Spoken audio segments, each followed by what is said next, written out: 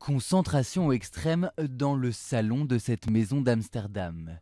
De riches propriétaires s'affrontent aux échecs. À l'étage du dessous, on prépare déjà le festin du grand gagnant.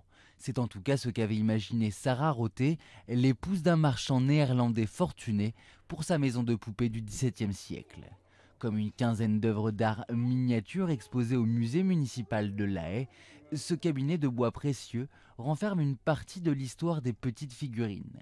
Bien avant d'être l'objet le plus convoité par les petites filles, ces maisons de poupées étaient à l'époque réservées aux femmes les plus riches.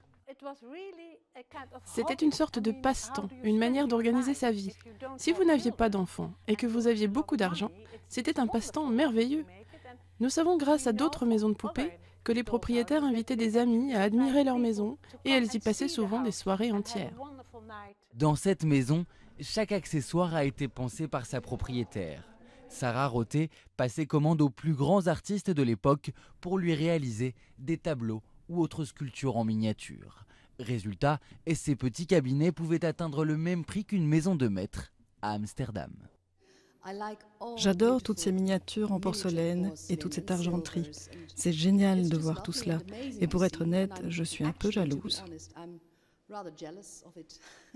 La qualité des détails, tout ce qui est intérieur de maison, donc tout ça c'est très bien décrit. On retrouve la vie que les gens pouvaient avoir dans ces maisons il y a quelques siècles déjà. Au-delà du passe-temps, les maisons de poupées ont aussi joué un véritable rôle éducatif. En Allemagne, elles étaient aussi destinées aux maîtresses de maison en herbe. Ces maisons ont été faites pour montrer aux enfants comment avoir une maison bien ordonnée. On leur montrait par exemple une cuisine et comment ranger tous les objets nécessaires à l'intérieur de cette cuisine.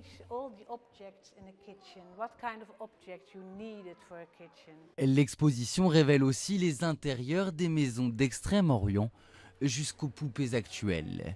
Les amoureuses du célèbre mannequin de plastique américain retrouveront bien évidemment jusqu'au 25 mars prochain leur plus fidèle compagne avec tous ses attraits.